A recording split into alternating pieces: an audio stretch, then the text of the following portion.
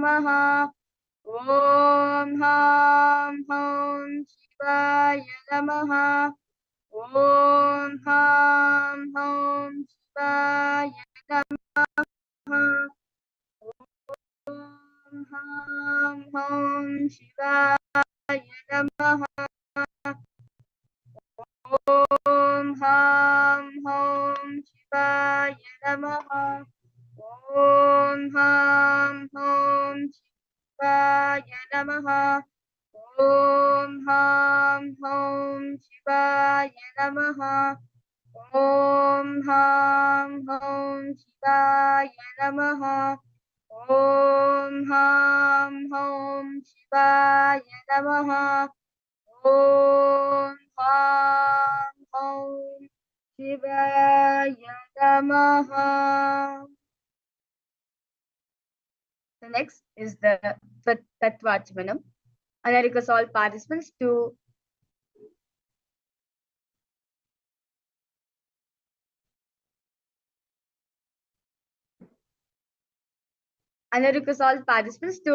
keep the Panchapatram with you, the traditional cup filled with water, along with it, the traditional spoon, the Uddharini.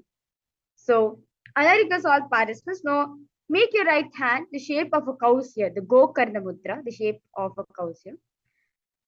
Now, as the mantras are being chanted, take one Uddharini followed with Panchapatram, pour it in your left on your right palm, bring it 3 times internally, as the following mantras are be chanted.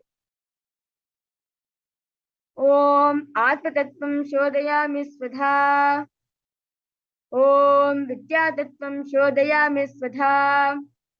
Om Shivatattvam Shodayami Svadha. Now, wash your right hand with water for the Panchapatram.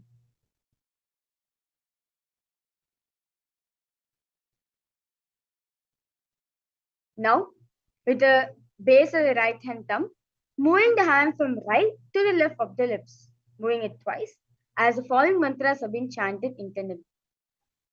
Om Ham Hridayaya Namaha. Wash your right hand with water for the Panchapatram. Now, with the tips of index, middle, and ring finger, touch above the upper lips and below the lower lips. Wash your right hand with water for the Panchapatram. Now, with the tips of right and index finger thumb joined together, touch your right nostril, left nostril. With the tips of right and ring finger thumb joined together, touch your right eye, right ear, left ear. Wash your right hand with water for the Panchapatram. Now, with the base of your right hand thumb and little finger, touch your navel, right chest, left chest. With the right hand fingertips together, touch the top of the head, right shoulder, left shoulder, and your heart center.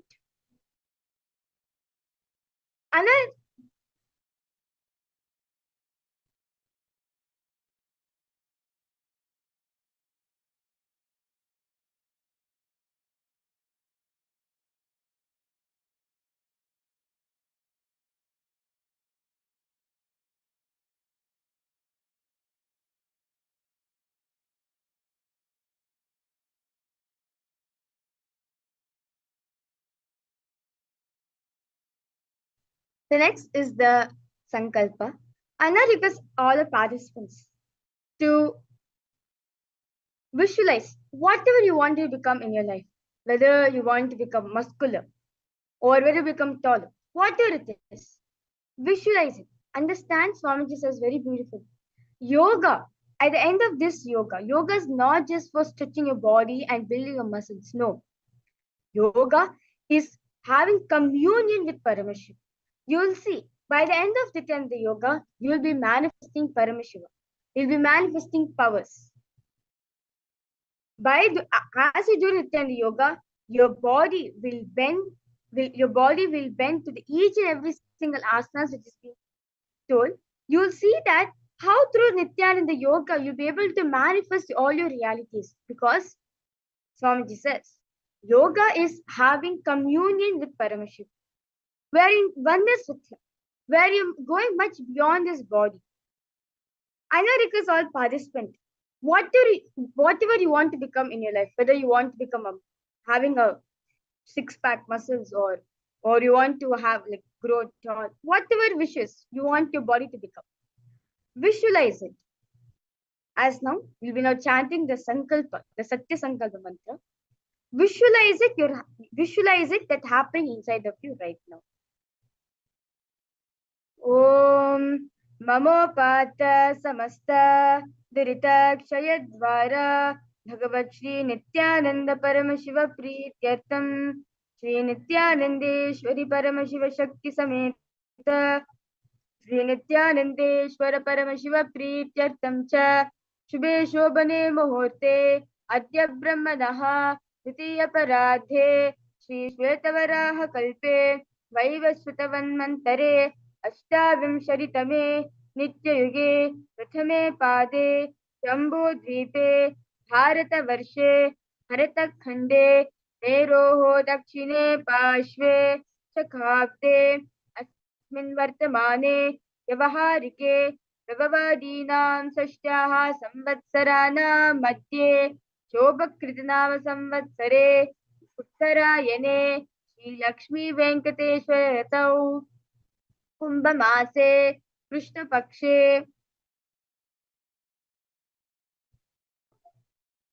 एकादश्यां शुभदितौ बुधवासरयुक्तायाम्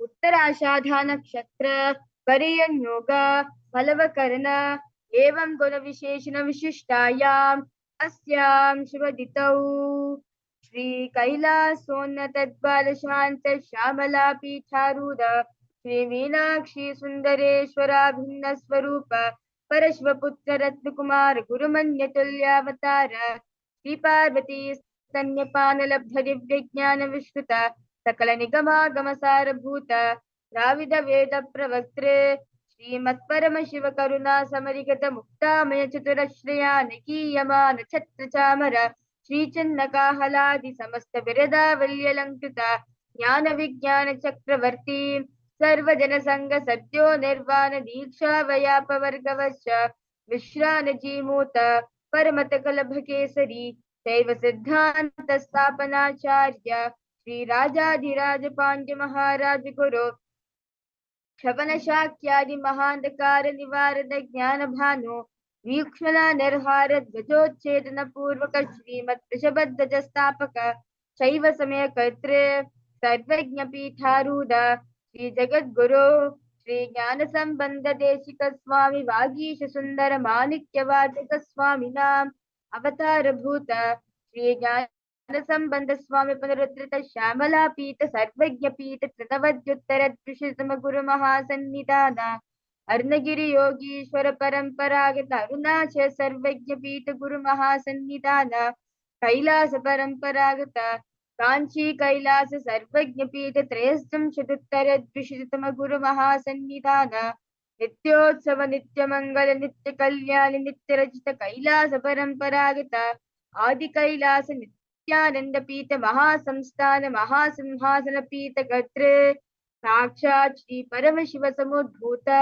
Kailash परंपरागत वैवस्वतम निक्ष्वाक हरिश्चंद्र भगीरथ श्रीरामचंद्र सूरसेन इत्यादि अनवच्छिन्न सार्वभौम चक्रवर्ती परंपरागत चतुष्षष्टि योगिनी मंडित चतुष्षष्टि संप्रदाय प्रवर्तक गुरुधर्म शासन सूर्यवंश प्राप्त सर्वज्ञ पीठ सुरांगी साम्राज्य मूढ़ाभिषिक्त चूड़ामणे साक्षात् श्री परमशिव समुद्भूत कपिल महागुरु पुनरुद्धृत महानिर्वाण पीठ अष्टोत्तर सहस्र श्री महामंडलेश्वर साक्षात् Shri Paramshiva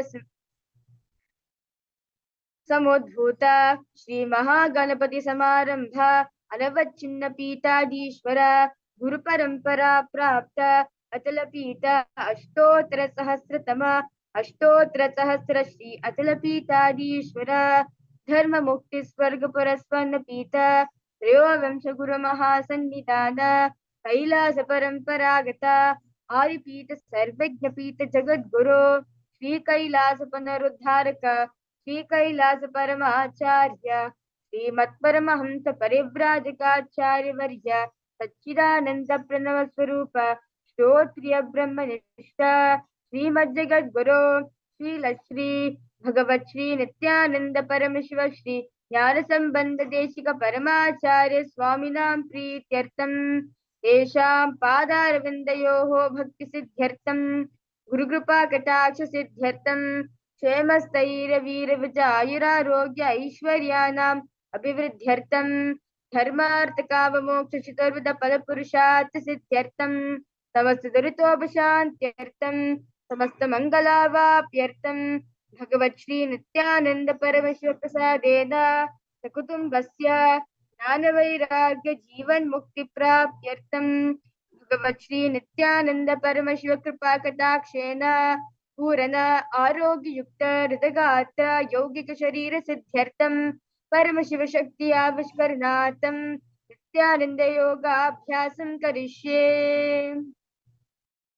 Now, with this beautiful Satya Sankalpa all of us have created around this right now. Wash your right hand with water for the Panchapatra. Om Apopasprisya.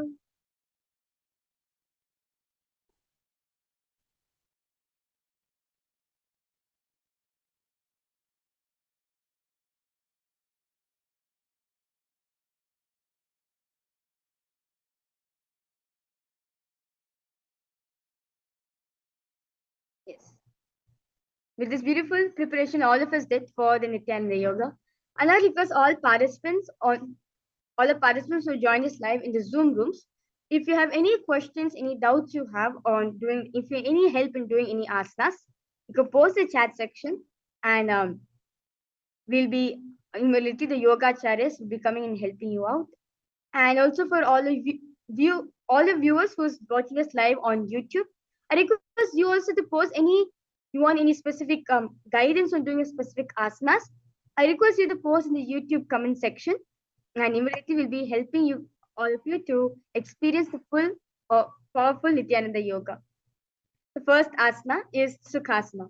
Now I request all participants to sit in a comfortable cross-leg position with your head, neck, and spine in a straight line. Now, bring your index and thumb together and place them on top of the respective knees in the Bindu Mudra. Now, start to engage with all three of bandhas, where you're sucking the perineum in, pulling the stomach in and up, tucking the chin to the chest in Jalandhara in the Mahamudra Bandha. Visualize Paramashiva in your inner space. Repeat Soham in your throat center. Sukhasana.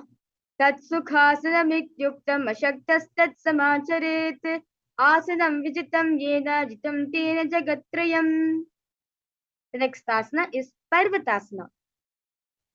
Now, bring the legs in the Padmasana, where your left foot is on your right thigh and your right foot is on your left thigh. Now, bring the palms together in the Anjali Mudra and raise them above the head, keeping the elbows straight, and continue to engage in all three bandhas. Visualize Mount Kailash in your inner space. Parvatasana. Adavakshe Mahadeva Parvatasana Mangalam Vyakritva Sthirarupi Syat Chakradi Vilopanam. Next asana is Halipavasana. Now, bring the soles of the feet together in front of you. Now, hold the left hand by the right in the Parishu Mudra. Now, inhale, exhale. Place the forehead on the ground behind the heels. Hands are placed behind you in the Parishu Mudra. Now, continue to engage in all three bandhas. Gaze at the nose. Visualize Swamiji in your inner space. Halipavasana. पूर्वं विरियाहु मे जानो भेपकतली संपदिठानो पिष्टिबचेदो हु करिल्यावो सचिन करसो वामगहावो. The next asana is Nagi Pavasana. Now continue to remain in the same position. Slowly stretch the hands out in front of the feet. Cup the palms, making a hollow in the Shambhavi Mudra. Place it in the ground in front of you. Engage in all three bandhas. Gaze at the nose. Visualize yourself as a snake. Nagi Pavasana. पूरबदि परि आगा नीचो हो ये कहू निपना स्यो लगाई हाथ आगा ने धरती लगावे पसारी दो हाथ की अंजुलि करे. The next asana is Kokilasana. Now, hold your big toes of both your feet with the index and middle fingers, which is in the Prana Mudra. Slowly stretch the legs straight out, upwards, then cross them into Padmasana position. Lean forward and down onto your elbows. Engage in all three bandhas. Visualize yourself as a bird. Kokilasana. Atanyadasanam vakshe yena siddho bhavedaraha akasmad vayu kokilakyasanena cha. The next asana is Nityasana. Now place one ankle on top of the opposite knees. Now hold the opposite elbows with your other hand. Now engage in all three bandhas. Start to rotate the arm in a circle manner, in a clockwise manner. Gaze at the nose. Visualize Swamiji in your inner space. Nityasana. Goda Bamba Padikiya Shimahili Soya Tacharnako Valota Prigula Pasamoya Bamba Padiko Mahilo Bhoro Gulpa Jujana Tapri Goda Dichkiyan Sabarali Thana. Next asana is Gajasana. Now place the hands onto the ground, slowly lifting the hips up high in the air. Now slowly lower the head, then the chest, scooping the body forward and down again and again. As you visualize yourself as an elephant, for all the participants, if you're having some arthritis issue, Swamiji says very beautifully, if you visualize yourself as an elephant, your bones become strong like an elephant. And in this asana, I request all participants to engage in the Udyana Bandha, where sucking your pulling your stomach in and up. Gajasana. Nubjampādagre bhūmau kritva lambhi bhūya mastakagre nidhaya itambam modamanna namaya nabhi laksham bhūmau nasikasana. Now continue to remain in the same position, alternately pressing the heel of one foot into the ground while lifting the other heel up. And repeating this on the other side. As you now visualize yourself as a bear. Vrikshasana. Ekaikam parama kuncha gajasin kurya rikshasanam bhavati.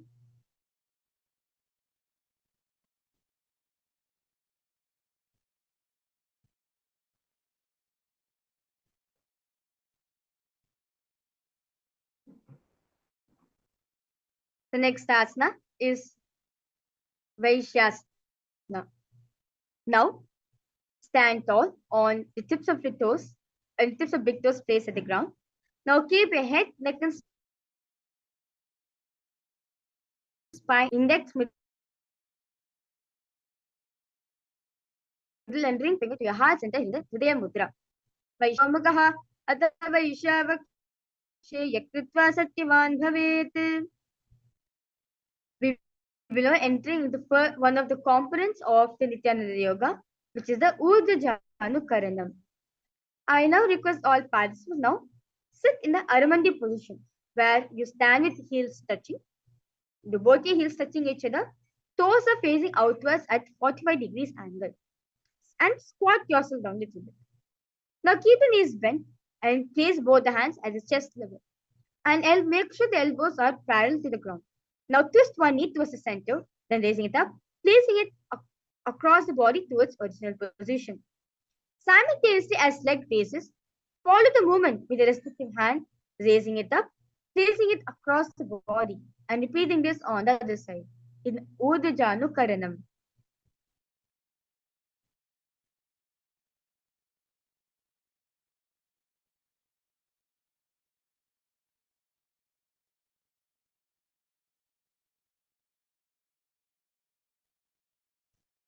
The next asana is Balalingasana.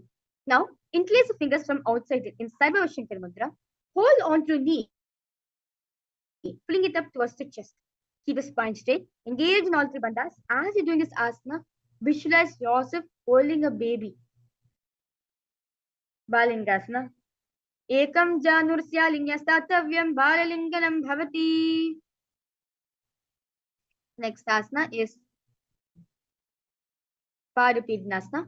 Now, with the same foot, take the foot back and putting it behind the buttocks with both the hands, holding in Parishu Mudra. Keep the head, neck, and spine straight and continue to engage in all three bandhas. Padapidnasana. Sthitva kasmin padatale karabhyam yeshtiyetanam vishte samstapyatnyena padapidanamasana. Next asana is Natarajasana. Now with the respective hand, hold on the sole of the foot from the inside. Extend opposite hand forward with the index and thumb together in the Bindu Mudra.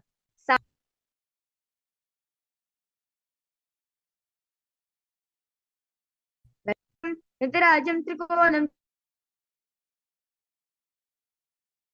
Cha Suptangashta Prasarine. Let's now repeat beautiful the Balingasana sequence on the side. Balingasana. Ekam Janurasya Lingastatavim Balalinganam Bhavati. Next asana is Padipidnasana on the side. स्थित्वे कस्मिन् पादतले कराभ्यां व्यष्टयेतनं विष्टे संस्थाप्यज्ञेन पादपीडनमासनम्. The next asana is Natarajasana. Visualize Lord Nataraja in your inner space. Uttarapadam krom chamcha maricham veerabhadrakam Natarajam trikonam cha suptangashta prasarine. We'll be now moving ahead to the next Karanam, which is the Ardharechta Karanam. Now sit in the Arumandi position, like the horse calling position. Now bring the right foot behind the other with toes down and heels up. Now keep the left hand at the chest level and extend opposite arm out wide and like a pendulum, bring it back towards the center. While the arm swings, move the fingers one by one inwards towards the palm, then outwards.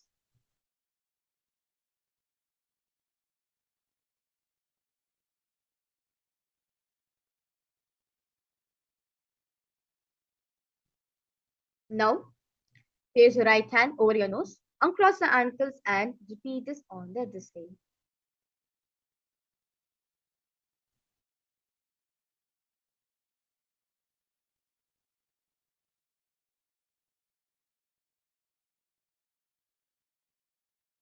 The next is the skeleton dance, which is one of the most powerful meditations Swamiji has given.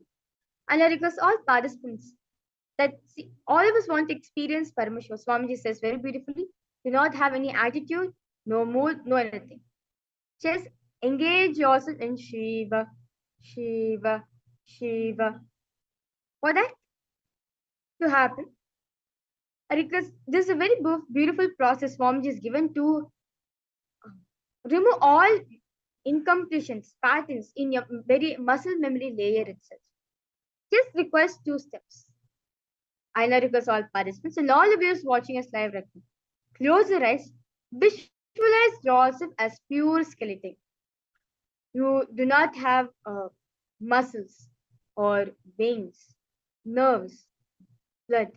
Just you're made up of just pure bones. And as this visualization is being done, shake your body as intensely as possible. Move every single movement in your body.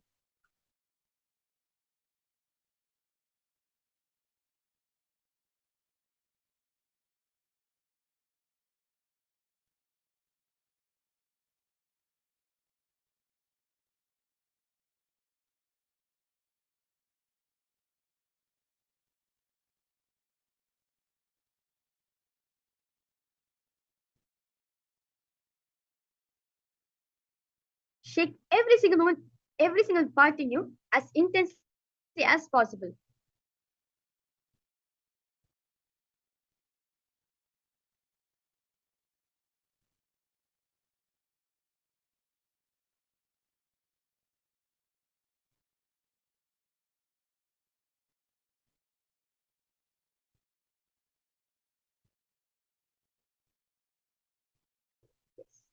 So now, inhale and exhale as slowly as possible and as deeply as possible.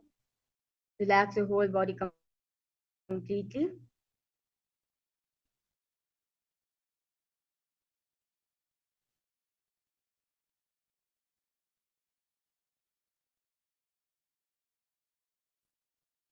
Yes. We will be moving ahead to the next Karana, which is the Kati China Karana. Now request all participants now sit in Aramandi, the half squatting position, where your heels are together, toes are pointing outwards and knees are bent. Now bring the hands above the head with arms crossed and palms facing backwards. Now slowly move the hips to one side, simultaneously uncross the arms wide above the head and come back to beginning position and repeating this on the other side.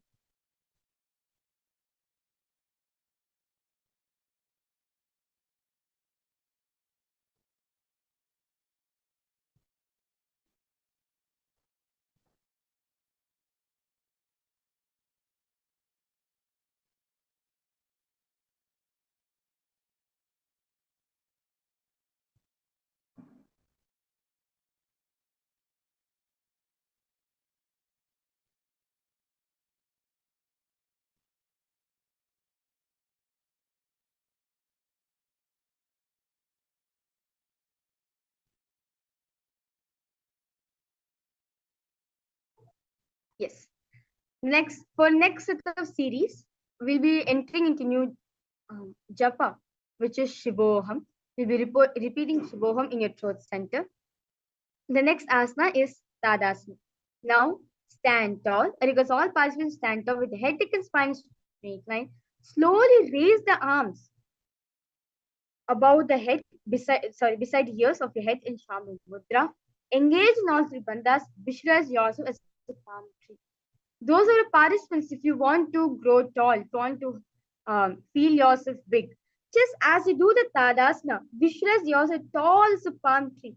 You see, slowly your body becomes tall like a palm tree. Tadasana.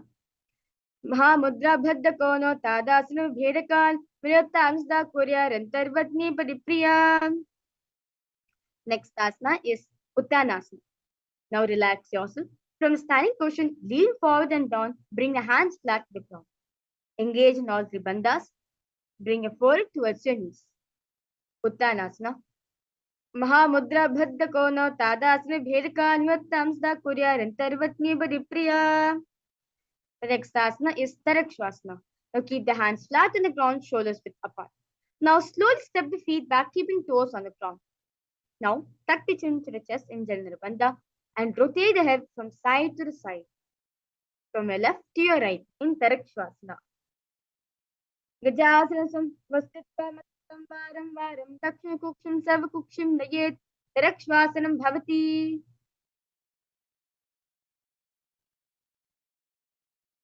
The next asana is Bhujangasana. Now lie lower the entire body down to the ground.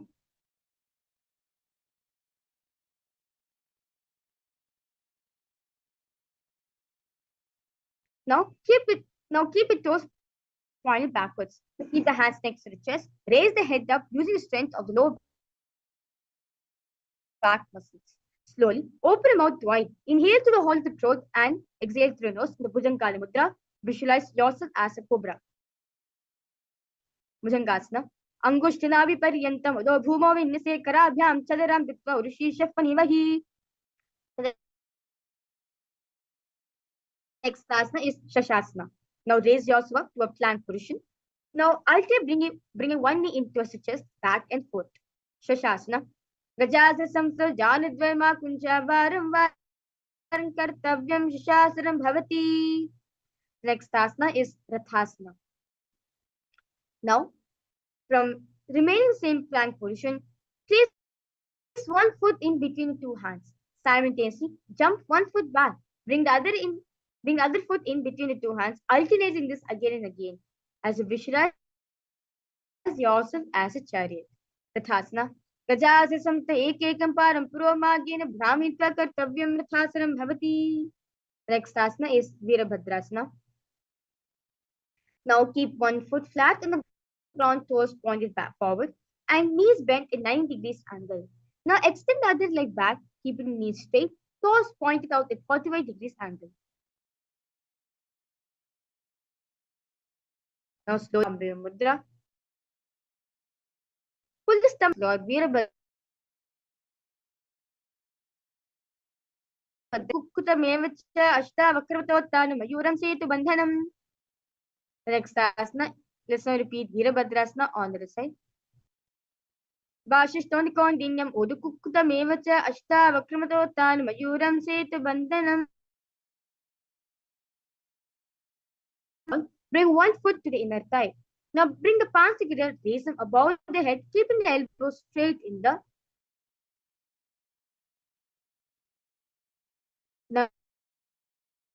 Namaskar Mudra. Now slowly pull the stomach in and up in Dhanamanda. Gaze forward. Visualize your Amora Desecha Yamyam Padam Nidharitu Ishte Vrikshavad Bhumo Vrikshasvidam Viduhu. Next asana is Garudasana. Now stand tall. Place one foot at the opposite hip. Bring the palms in front of your heart in Namaskar Mudra. Keep your standing straight as if like a rod. And visualize your whole body becoming Lord Garuda. Garudasana. Garudasrama Vakshene Dhyanasarambhavi Sarvadoshad Nirmukta Bhavatiha Mahabali. Let's now repeat Vrikshasana on the other side. As you now visualize yourself as a tree. Vamoramooladese cha yamyam padam nidharitu tishtet vrikshavad bhumo vrikshasvidam viduhu. Garudasana on the other side. Visualize your whole body becoming like Lord Garuda.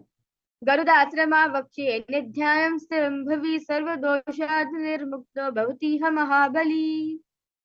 Next asana is Trikonasana. Now stand and step one leg far back and keep the front toes pointing forward and the back toes facing sideways. Now slowly with arms straighten.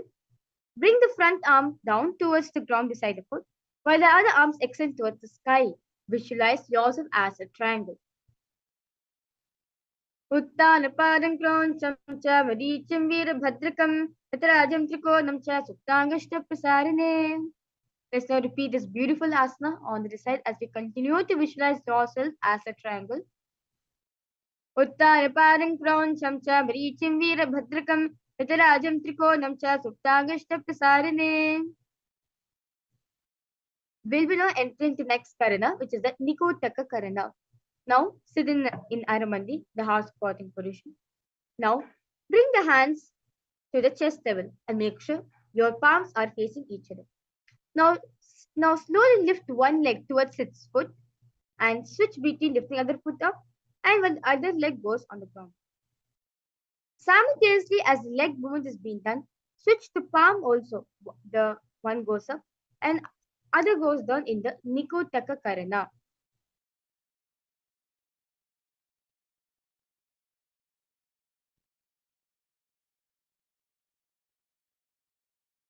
The next asana is Angushtasana. Now slowly lower on the tips of the toes, placing perineum on back of the heels. Now keep the knees together, palms together in front of your heart, Namaskar Mudra. We are entering the very powerful Pranayama, which is the Brahmari Kumbhaka, where you inhale, buzz like a bee, and you relax as this buzzing sound of a bee invokes your Kundalini energy within yourself, and you'll be entering the new japa, which is Sadashivoham. Angushtasana. Kabanda asramityahu gorakshasrameva cha. The next asana is Saurasana. Now from the tips of the toes, extend one leg straight out, heel down and toes up. Now keep the fingers down, rounded by the sides, palms facing forward in the Varamudra. Saurasana. Prasari ekam padatlam samstapyatveka padakam. The next asana is Viduranasana. Now remaining same position. Slowly, with the respective hand, reach forward and hold onto big toes with the index and middle finger in the Pranayama. Now keep the opposite hand on back of the heel. Visualize Swamiji in your inner space. Vijayanasana. Gulpasida paramekam prasarya tatpadagam sambhasya tatkarena. Let's now repeat the Saurasana sequence on the other side. Saurasana. Prasarya ekam padatlam samstapyatyeka padakam. Vijayanasana on the other side. Gulpasido padamekam prasarya tatpadagam sambhasya tatkarena.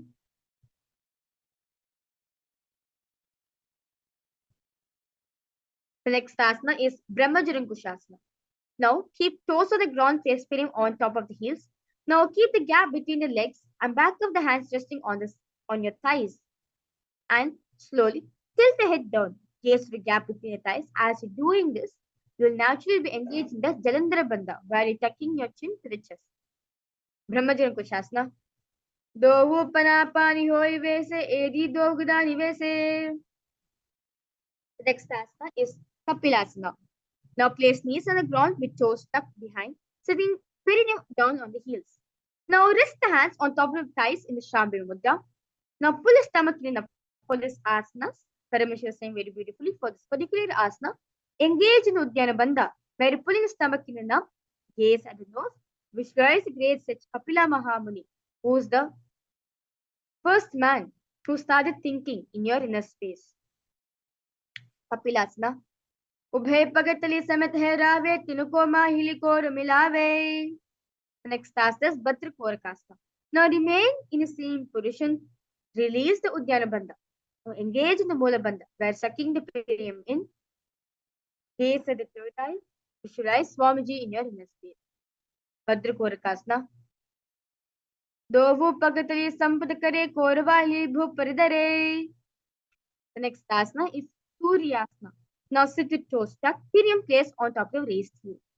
Slowly lift the knees off from the ground. Now bring the thumbs and little fingers together, opening up the palms in the Padma Mudra. Slowly raise the arms straight above the head. Gaze to the hole between the palms. Suryasana. Eri dogada teriyane panapani bhetika punitane. The next asana is Mandukasana. Now relax yourself. Sit on your ankles. Sit with toes flat, perineum on the heels. Now keep the hands on top of the knees in the Shambhavi Mudra. Now slowly lift the tongue up against the roof of the mouth in the Mandiki Mudra. Catch the nectar of immortality, which is dripping from your Sahasrara Chakra with your frog tongue. Visualize yourself as a frog in your inner space, gaze and the third eye. Mandukasana. Padatlav Prishtideshi Ankushtedvit Sanspashet. The next asana is Uttan Mandukasana. Continue to remain in the same position. Slowly bring the hands behind the back, holding with the head with the elbows. Continue to visualize yourself as a frog. Uttara Mandukasana. Manduka Asramadhyastam Purparabhyandam Shiraha. The next asana is Asana. Now cross the ankles, sit on the feet. Keep the knees wide open, fingers spread on top of the knees. Now open the mouth wide, stick out the tongue and exhale forcefully. Gaze at the tip of the nose, repeating this several times. Visualize yourself as a light. Simhasana. Dakshinam Sarvadulpena Dakshine Hadaketanam. The next asana is Bhadrasana. Now sit on the heels under the perineum. Keep the knees spread wide open. Now cross the hands behind the back and holding the opposite legs with toes in the Prana Mudra with the index and middle finger. Now slowly tuck the chin to the chest in Chandra Bandha. Gaze at the nose. Gulpo Javristado Yukrabela Samahitaha. The next asana is Kakabhushandi Asana. Now squat, keep the feet flat on the ground, knees wide open. Now bring the arms in and around the back and increase the fingers behind you in the Parish Mudra, where your right palm is over your left palm. Gaze at the nose. Now visualize yourself as a crow. Kakabhushandi Asana. प्रथमे वैसक उग्रतारे दो हाथ बकामिच आने.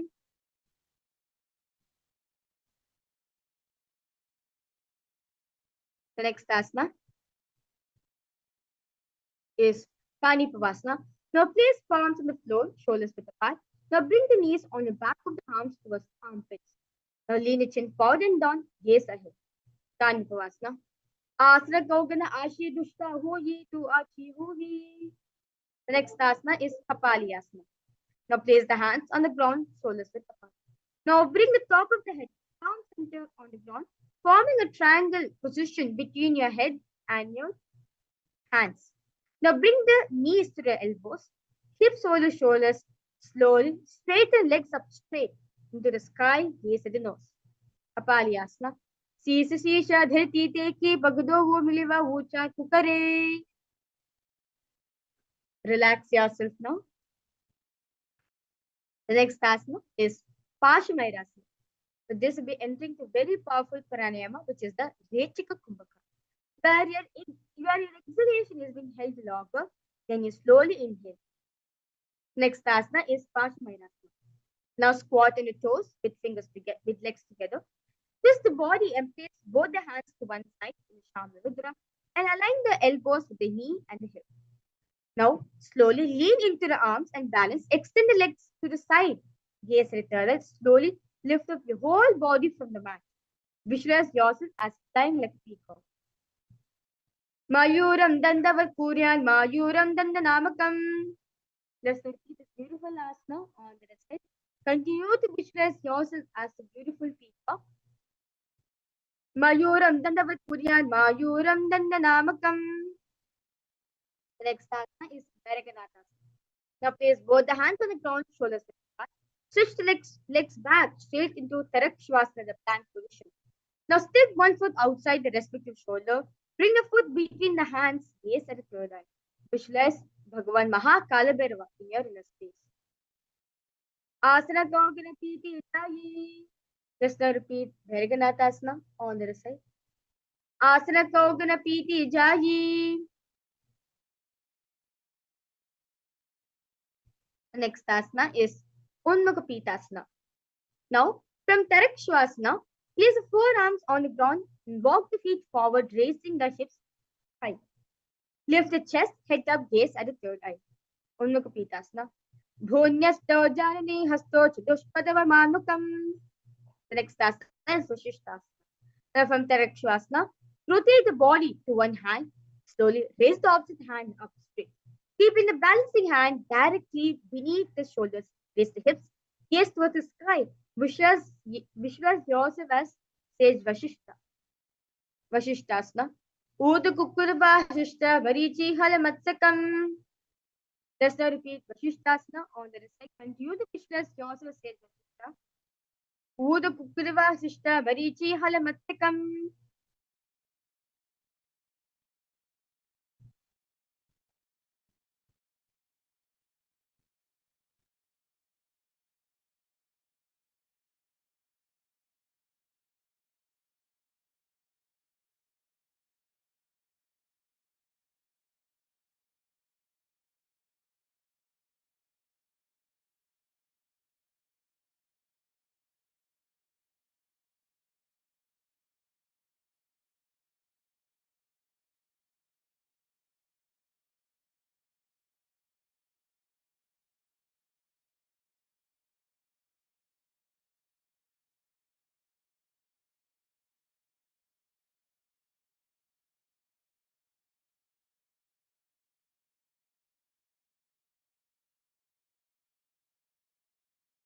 The next asana is Anjaneyasana.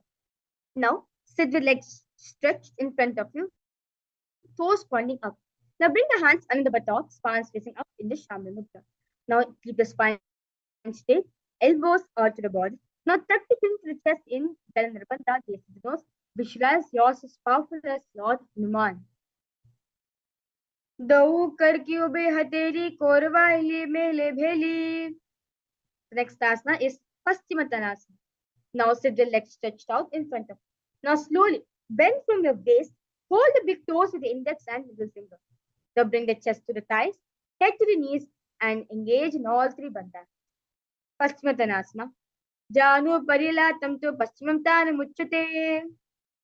The next asana is Uttanasana. Now remain in the same position. Clasp the hands behind the head in the Paramudra. Lean the chest forward and down. Bring your head to the knees. Engage in all three bandhas. Visualize Goddess Kali in your inner space. Ugrasana. Supanipyandram ditva jano parishiro nyaset. The next asana is Parichiyasana. Now, bring one heel to the groin and knee raise. Now, reach the arms around the raised knee. Clasp the hands behind the back in the Parishamudra. Now, slowly bring the chest to the thighs, head to the knees. Visualize Sage Marichi in your inner space. Uttarapadam Kroncham cha Maricham Veerabhadrakam. Next asana is Mahamudrasana. Now bring one heel to the perineum. The raised heel. The raised knee, let it fall back down to the side. Now reach, hold on to the foot, keeping the legs straight. Bring the chest forward and down. Engage in all three bandhas, gaze at the nose. Mahamudrasana. Dava pagaki yedi joy sivani ani laga vesoyi. Let's now repeat the beautiful Marichi Asana sequence on the side. Marichi Asana. Uttara padam from samsa marichim veerabhatam. The next asana is Mahamudrasana. Repeat it on the side. Visualize Swamiji in your inner space. Dava pagaki yedi joy sivani ani laga vesoyi. Next asana is Bhadrasana.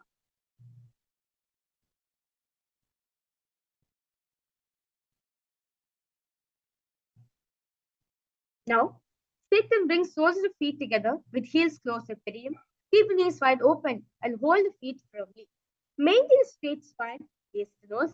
Now we'll be visualizing a new japa. Mahasadaashivoham Level-1. Bhadrasana 2. Gulpo Tivrishyasyadaha Sivanyapa Shokshipet. The next asana is Gwalipavasana. Now remain in the same position in Bhadrasana. Extend the feet away from the body. Keep the toes together, heels apart, open the knees wide open. Now place hands on the respective knees. Slowly tuck the chin to the chest and Janabandha, gaze at the nose. Gwalipavasana.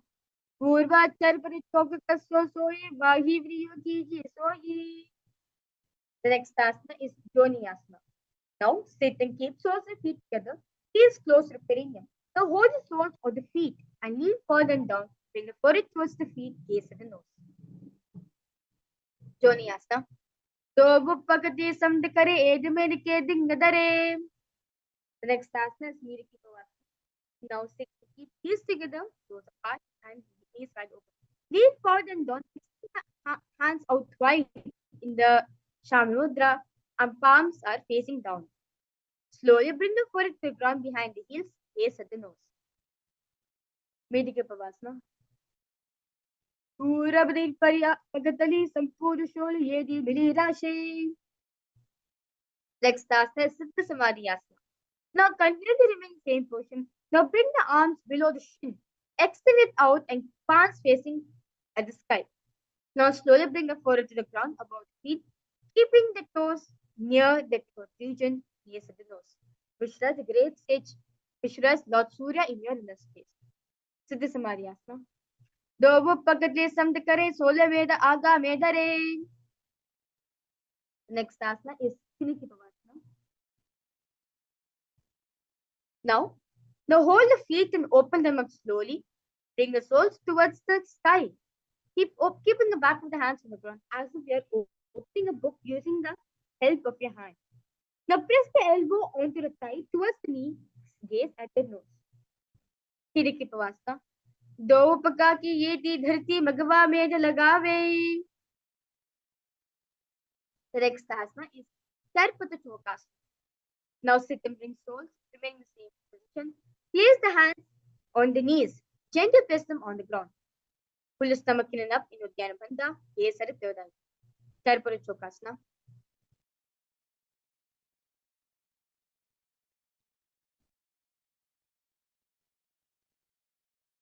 तो वो पगतली समुद्र करे आगा में करे jar pasare. The next asana is Bhairavasana. Now sit and bring soles of the feet facing together, knees wide open. Now slowly, with the help of the hand, lift the heels up. Bring the toes down onto the ground. Keep the knees on the ground. Pull the stomach in and up into the bandha. Now place the hands with the index and thumb touching in the Bindu Mudra. Place them on top of the respective knees. Bhairavasana. Kulpa sampiracha nyonyam mikrumena tamshanaihi. Next task is Manasana. Now sit with one heel at the perineum. Lift and hold the other foot, pulling the sole of the foot onto the chest. Gaze at the third eye. Hold the breath in the Mooladhara. Samana Asrama Vakshe Siddha Mantrari Sadhanat. The next task is Banasana. Now sit and place one on top of the respective shoulder. Raise other foot upward straight into the sky. Keep the hands on the ground to the sides. Flat. Gaze at the third eye. Apanasana. Kevalam paramekancha sandecharopayaktaha. Let us now repeat the beautiful Samanasana on the side. Visualize Swamiji in your inner space. Yes, at the third eye. Samana asrama vakye siddha mantradi sadhanat. Next asana, Apanasana, repeated on the side. Kevalam paramekancha sandecharopayaktaha. The next asana is Gomakasana. Now sit in cross, one leg over the other, align knees at the center of the body. With the feet by the opposite hips, place both the hands on top of the stacked knees. On top of stacked knees in Shambhi Mudra. Yes, it knows, visualize a place of a cow in your inner. Savve Dakshina Gulpanto Vishtapashe Nyodaye.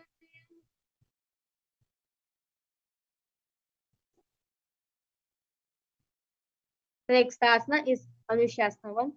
Continue to remain in the same position as in Gomakasana. Hold the big toes with the index, middle fingers and Pranayama. Relax your shoulders. Engage in Dhyana Bandha. Carefully stomach in enough, gaze at the toes. Visualize Rishika Anusaya in your inner space. Tachina Godo Nito Tane Vam Takyo Upparane. The next task is Anushasana 2. Now remain in the same position. Increase the fingers behind the back. Lean forward and down. Anushasana 2. Jimala Goda Kisandi Bridava Goda Kisam Dimila Irashe. Next asana is Garutasana 2. Sit on the ground with one heel pressed against the terrain. Keep the opposite foot on the ground in front of the other. Keep the spine straight, chest wide open, hands on the respective knees in Shama Mudra, gaze to nose. Visualize you're sitting like Lord Garda in your inner space. Davo Bagamori Edi Mahilam Gulba Muladvara Niche De. The next asana is Naradasana. Now continue to remain in the same position. Increase the fingers behind the neck, twisting the body of the raised, twisting outside of the raised knee, gaze at the third eye. Visualize Sage Narada in your inner space. Pishtujuvama Pagatli Keri Bhupretai Laga Veperi. The next asana is Satipirikasana. Now place one foot on top of the opposite thigh and back the respective arm out or on the knee, holding onto the opposite shoe. Next, on the opposite hand straight, hold onto the respective toe with the index and the fingers and Pranayama, gaze at the nose.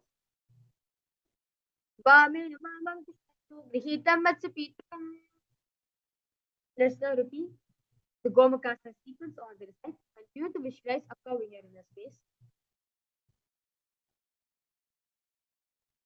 Gomakasana. Savve Dakshina Gulpanto Pitapashe Nyodaye. The next asana is Anushasana 1. Visualize yourself as Vishwanupriya. As by visualizing her, your skin will start glowing, like as if your skin is start glowing as if like gold. Anushasana 1. Tachina Godo Nito Tane Vam Take Upparane. Next asana is Anushasana 2. Continue to visualize Devi Anusuya, Rishika Anusuya in your inner space. Jivana Goda Kisanti Pratava Goda Kisam Divila Irashe. The next asana is Garuda. Visualize Lord Garuda in your inner space. A strong and stable mind as Lord Garuda. Dava Pagamodi Edi Mainam Golpa Muladari Niche. The next asana is Naradasana. Visualize the great sage Narada in your inner space. Vishtuvala Pagli Keri Bhopetayaka Viperi. The next asana is Satipirikasana, repeated on the side. Visualize the fish avatar of Mahavishnu in your inner space. Vame Navamam Pushyanti Grihitam Pitakam. The next asana is Vastyendrasana 1.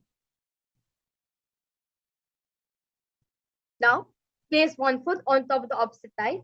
Place the opposite foot on the ground on far side of the opposite thigh.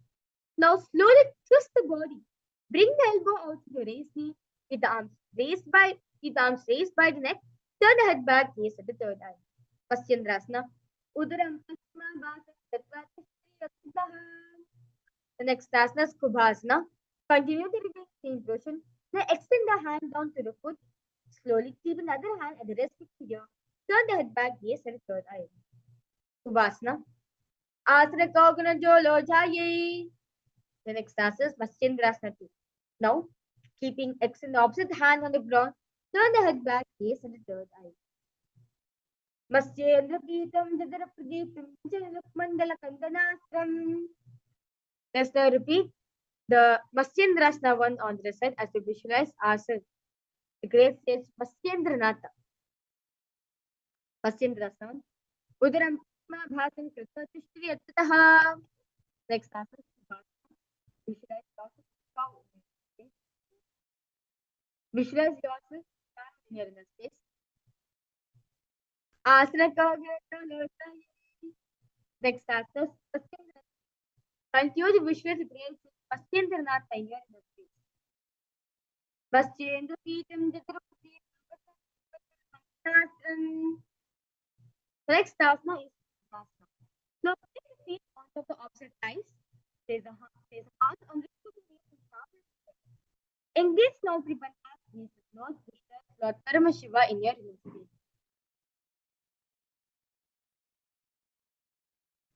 Asanam Dividam Prokti Padam Patam. The next asana is Padmasana. Now remain same position. Cross the arms, hold it on your toes. With toes you index. Gaze and nose, visualize yourself to Goddess Parvati in your inner space. Uttana Chala Krita Urkum Sobra Pariyatataha. The next asana is Uttana. Now repeat select the Padmasana position. Place the thoughts on the ground between the two thighs. Slowly raise the feet, your whole body from the ground. Visualize yourself as a booster. Uttasana. Padmasana Susan Papya Nagahurin Kirikaru. Yeshua Bhat. Yom. Next asana. So rise up on your knees. Keep the palms on the ground. Fingers point towards the head. Now keep the elbows together. Press the against the table. Slowly lean forward. Slowly lift balance. Lift legs off from the body. Lift the legs from the mat. Balance above. Badikikiyasana. The Rama was Karatana. The next asana is Mayurasana. Take the same position. Slowly extend the feet off. Straighten the feet and visualize yourself as a peacock.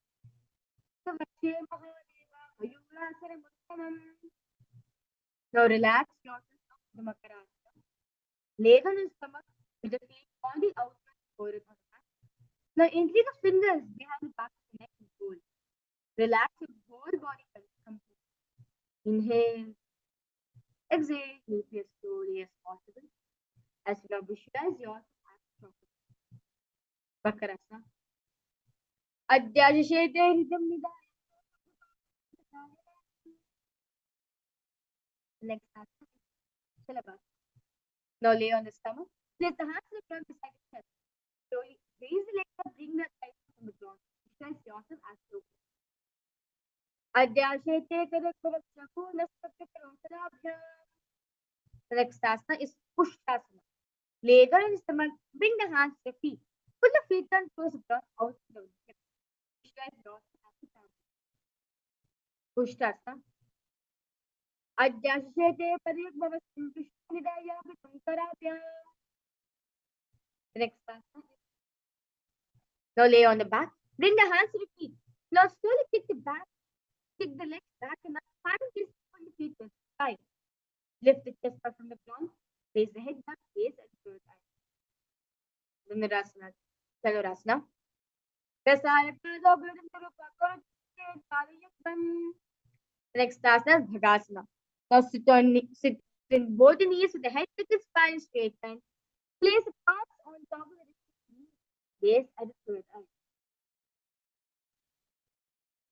Bhagasana.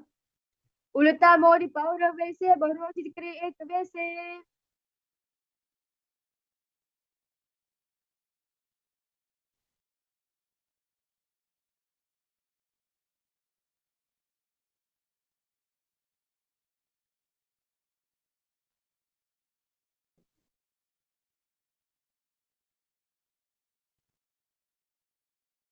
The next asana is Gohyasana. From knees, place forearms on the ground, fingers interlock, elbows, shoulders width apart. Now place on the ground, holding the back of the head with your hand. Now slowly walk the toes forward until the hips align with the shoulders. Lift the feet up, keep the knees bent together against the chest, touching the chin, gaze at the nose. Gohyasana. दो हाथा की कहू ने जो एक पुनः कलाई जाने दो ही. Next asana is Sirsasana. Now slowly exhale the feet straight in above you, gaze at the nose. Viparitam mandalam cha vijay vihitam minaha. Next asana is Kodhyasana. Sit with hands behind the calves. Stretch the legs up. Bring the forehead to the knees. Come to one position with the legs. Kodhyasana. दो हाथ गबार आने गोदा तेरे कागसी थाने. The next asana is Parigasana. Now sit the next in the leg down and up the forward gaze with angle. Now keep the hands behind and hold in the opposite shoulder. Keep the step upright, neck straight, toes pointed straight in front of you. Now hold the breath and gaze with the third eye. Visualize yourself strong like a beast. Parigasana. Uttanam chanting Kripa Pado Milita Prasarya. The next asana is Saukasana. Now remain in position. Relax the hands, elbows on the ground. Visualize yourself as a boat face at the third eye. Now Saukasana. Uttara Shainam Purpurabhyam Bhurnastabhya Hastonitam Nidhaya. The next asana is Vritsasana. You can lift the feet up. Scoop the hands under the heels. Pull the feet first step in the Shambhi Mudra. Keep the spine straight, gaze close. Visualize yourself as steady as Lord Rudra. Rudrasana. Pagatali Sambati Rivasa Pagusai Pagakamuta Kahule Gopani Kani Talave Lagave. The next asana is Unclutching. Now, lay on back with the feet back on the ground. Face fast down, fingers back to the feet.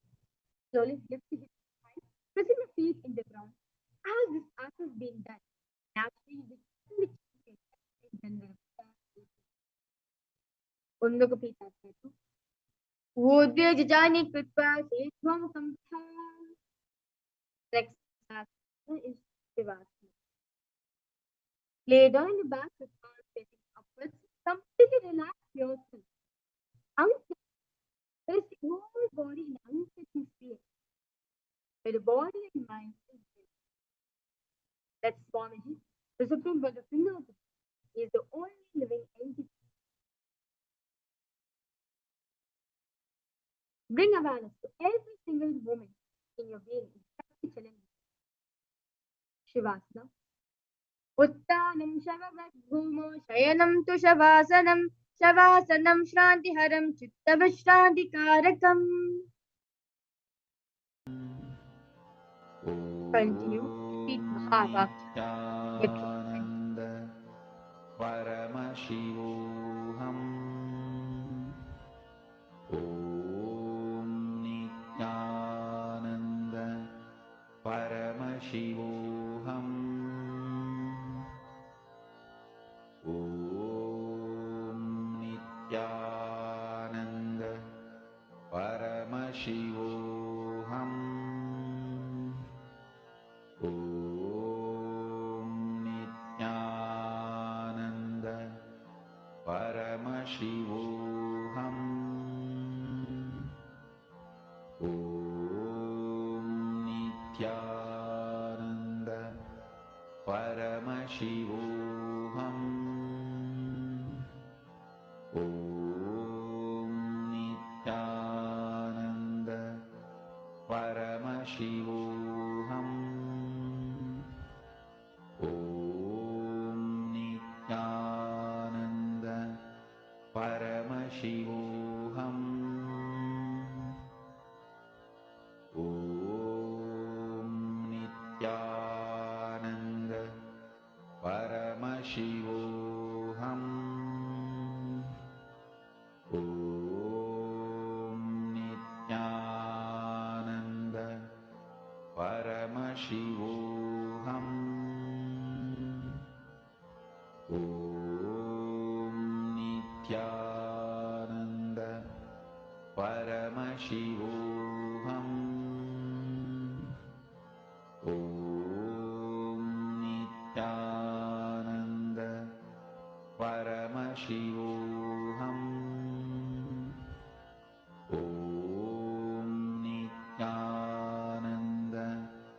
Paramashivoham. Om Nityananda Paramashivoham. Om Nityananda Paramashivoham. Om Nityananda Paramashivoham. Om Nityananda Paramashivoham. Om Nityananda Paramashivoham. Om Nityananda Paramashivoham. Om Nityananda Paramashivoham. Om Nityananda Paramashivoham. Om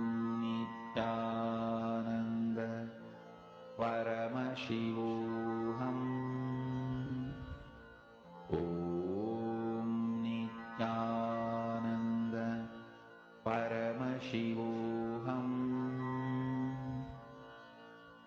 Om Nityananda Paramashivoham. Om Nityananda Paramashivoham. Om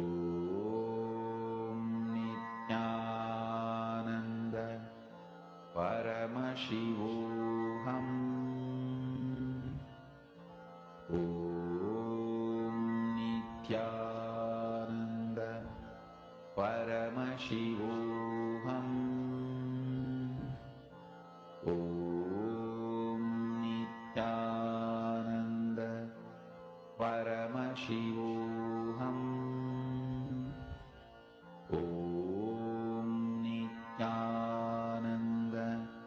Paramashivoham. Om Nityananda Paramashivoham.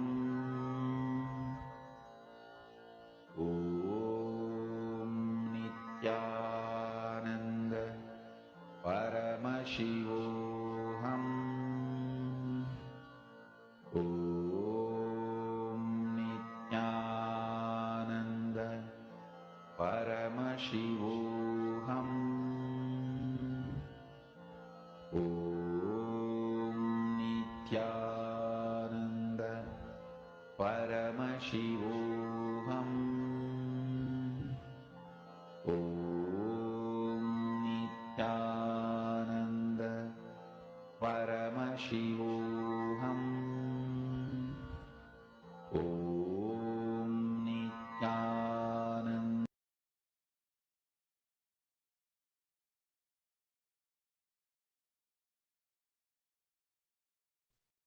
Now, start to wiggle your toes and your fingers and raise yourself to a comfortable seated position. Yes, with that beautiful sequence, we have finished the 100th series, the Prithvi Vinyasa Krama. We will now starting with the next set of series, which is the Nitya Vinyasa Krama, the beautiful 208 series directly designed by Swamiji himself. And Argasad, participants, suppose if you have any doubts, any questions you have, or want any help in doing asanas also, please feel free to post the chat section. I see some of the participants are joined for the program for the yoga. Ma Miriam Kra, Ma Anandeshwari, Ma Dahanananda, Nityananda, Ma Nityananda. Any, you want any help doing the asanas, Ma? Immediately post it, making sure you're getting the full experience of the full yoga.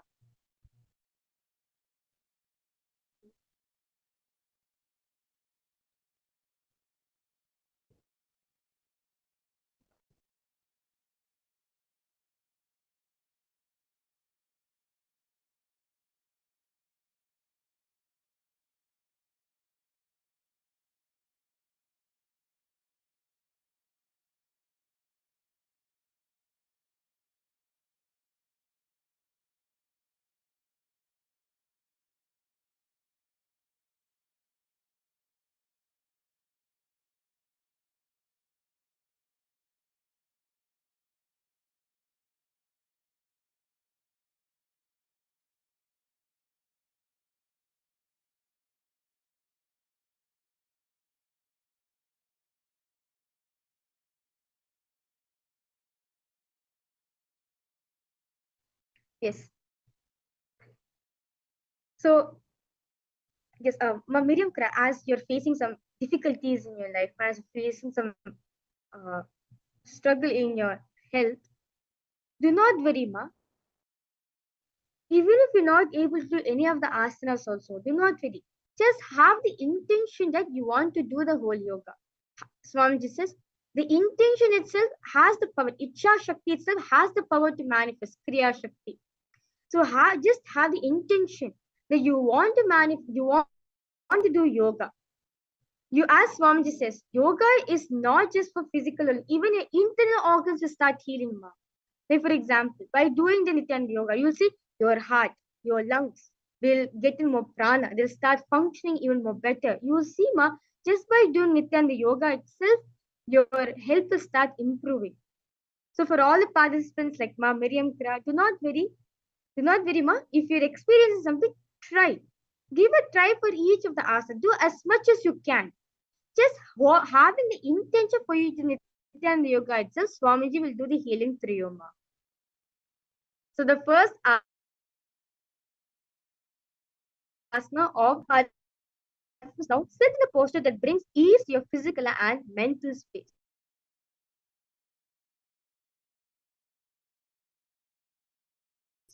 Can be any asana, sukhasana, any posture that brings physical mental space. Sit on that position.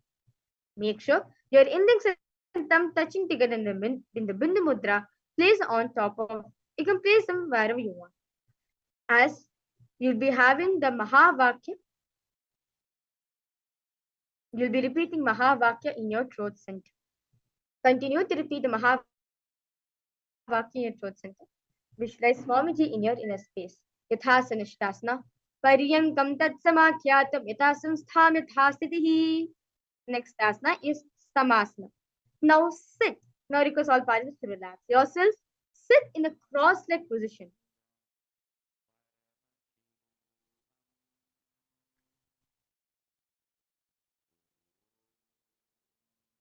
Now sit in a cross-leg position. Hands on your knees with the index and thumb touching in the Bindu Mudra. Now take long, deep inhalation. Inhale, hold. And take prolonged inhalations and exhale. Samasana. Idanim garbini na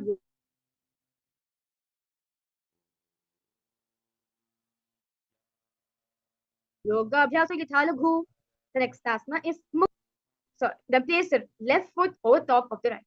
Hands facing downwards, on top of knees, on Shami Mudra, gaze at the nose. Muktasana. Repeat Yasivanim Sukshma Dakshinetara Gulpataha. Next asana, Siddhasana. Continue to remain the same position as Muktasana. Switch the gaze at the third eye. Continue to visualize Swamiji in your inner space. Sthanam mama chendriyo chaladrisha prashyam bravorantaram. Next asana is Siddhyasana. Continue to remain same position as Siddhasana. Switch the gaze to the ground in front of you. Engage in all three bandhas. Siddhyasana. Baba Pariki Yedi Joyi Sivari Marita Sakotano. Next asana is Rudrasana. Continue to remain in same position as Siddhyasana.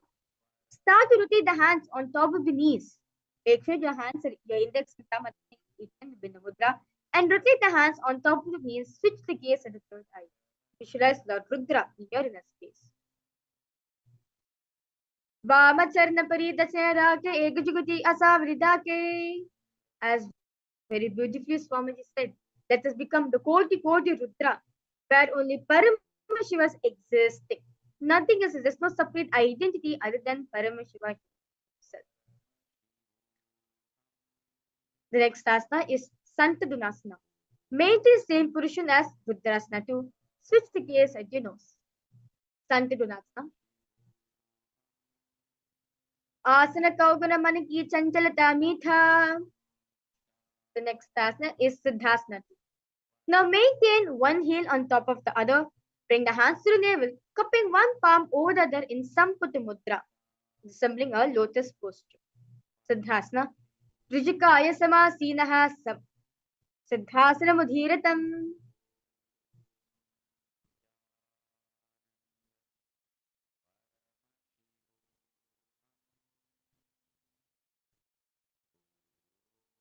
The next asana is Bandayoni asana.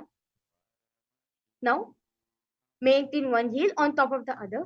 Little fingers beneath the bottom lip, ring fingers above the upper lip, mid Shanmukhi mudra. This is a very powerful mudra where you inhale, close your every organ, close your little finger, bottom lip, ring, ring finger above on the upper lip, middle fingers closing nostrils, index over the eyes, and thumb closing the ears. Visualize Swamiji in your headspace. Yatra Madhye Mahadeva Bhandayonyasana. The next asana is Virasana. Now, relax yourself. Now, place one foot on top of the thigh, another foot under the opposite thigh. Thumbs and index touching each other. Nibinda Mudra and place them on top of the knees. Virasana. Ekam padamate khasmim vinyasroni sansitaha. The next asana is Valmikasana. Now, you can uncross your feet, uncross your ankles, relax yourself, extend your feet in front of you. Now, bring the left heel to right side, join to organ, toes, and the thighs. Right foot on the left leg, toes by the knees. Hands on the knees with your index and thumb touching in the Bindu Mudra, gaze at the third eye. Valmikasana. Dava Palki Pagatali Punedi He Joya. The next asana is Joni Mudrasana. Continue to remain the same position as Valmikasana. Switch the gaze at the nose. Bhama Pariki Pagatali Jahima Hili Kori. The next asana is Yoni Asana. Now keep the feet and the hands in the same position. Switch the gaze to the third eye. Continue to visualize Yoni Mandala in your inner space. Yoni Asana. Yoni Asanam Parvatena Yogam Yoga Palenilam. Next asana is Bhadrasana 3.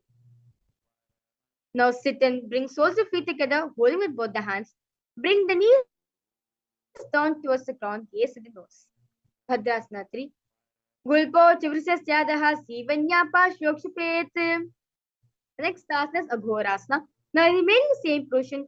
Press your tongue against the roof of the mouth. Nikechiri Mudra, gaze at the third eye. Now, with your right hand, cover your mouth. Close the left nostril with the index finger. Inhale through the right nostril. Close both the nostrils. Holding the breath, exhale through the left nostril and repeat this on the other side. Continue to visualize yourself as you do this pranayama. Visualize yourself as an Aghori. Aghorasana. Purvakaho. The next asana is Kaneri Pavasana. Now remain the legs in the same position. Place the elbows on the heels, resting the chin on the palms. Gaze at the nose. Engage Ludhyana Bandha, where sucking the perineum, where you're pulling the stomach in and up. Visualize yourself as an elephant drinking water. Kaneri Pavasana. Gavali Pava Asna Kashyo He Jese Yaho Me Jane Vidite Se. The next asana is Parasana. Now, bring the knees down, take the knees raised, arms between the thighs and the calves, incline the fingers behind. Incline the fingers in Parishamudra, lift the feet up from the mat, gaze at the nose. Yoga Padika Dovu Karki Angur Joy Vatasham Anilagave Sovu. The next asana is Gopi Chandasana. Now, incline the fingers around the feet with toes together, toes grouped and the throat. He is touching the chest, chin on the hands, gaze at the nose, visuals embodying the state and space of a king, like Paramashiva. The next asana is Udarasana. Now, remain in the same position. In Shambhi Mudra, bring the feet up to the chest, bring the head down, touch the chin to the soles, gaze at the nose. Udarasana. Dovu Pagatli Sambadane Ube Hastiki Urdahitane. The next asana is Vishishtasana. Now sit with feet together, arms under the legs, raise feet to the face. Now fingers interlock, palms over the forehead. Vishishtasana. Dovu Pagatli Jodi Samdakare. Do Hadido Bagabichi Anitale. The next asana is Bhujasana. Now from seated position, lift both legs over top the respective shoulders.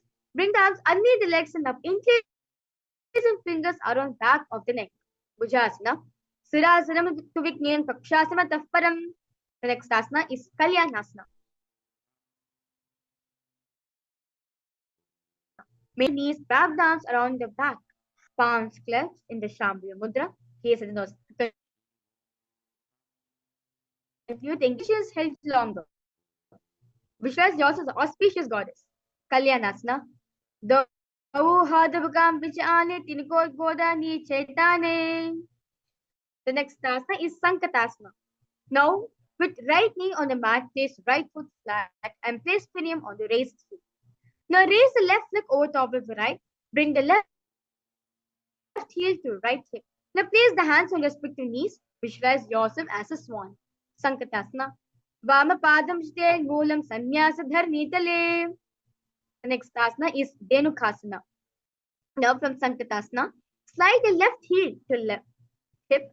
Keep the right knee on top of the left. Place both the hands on the right knee. Dhenukasana. Anusagi nagara pancham vishyam da galyam ni. The next asana is Machindrasana. Now place the right foot on the left thigh. Place the left foot on the right knee. Now bring the left hand behind the back, holding the right thigh. Place the right hand on the left thigh. Twist the body, gaze at the third eye. Machindrasana. Vamajhanga paridachanatane, Vamahashtapishti dishane. The next asana is Machindrasana 2. Continue to remain the legs in the same position. Hold the respective big toes in the Prana Mudra. Lean your forehead so it touches the ground and chest should be touching the knees. Machindrasana 2.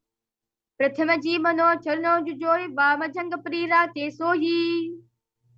The next asana is Guru Asana. Maintain in the same position. Increase the fingers and place them on top of the knees. Guru Asana. Urmulpadisya Kanishka Pradesha Gulpan Sansthapadeva Dhanu Itarpada Pashni. Let's now repeat the beautiful sequence Sankatasana on this right as you visualize yourself as a swan. Sankatasana. Vamapadam Chite Moolam Sanyasa Dharmitale.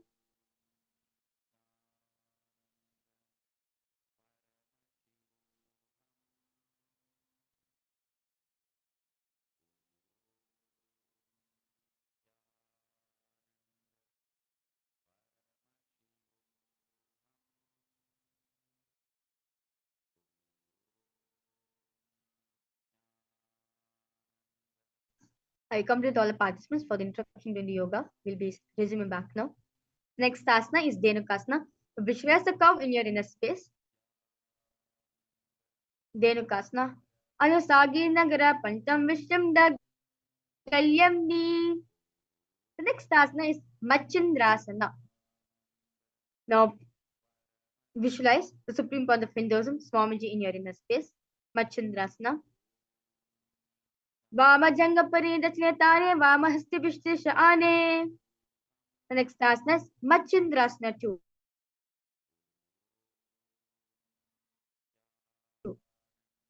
Relax your toes, lean your forehead so it touches the ground. Chest should be touching on the knees.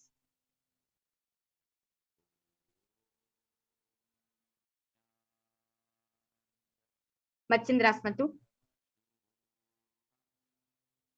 Pratama Jimanor Charnoju Joy Vamajhanga Parira Kesoyi. The next asana is Guru Asana. Now make the feet in the same position. Increase the fingers and place them on top of the knees. Guru Asana. Urmuripadasya Kanishka Pradeshe Gulpa Sansthapadeva Janidrapada Pashni. The next asana is Parshvasana. Now sit with feet flat on the ground. Relax and cross yourself. Raise the feet flat on the ground. Keep the knees against your chest. Hands holding the opposite knees, thighs together. Keep your spine straight.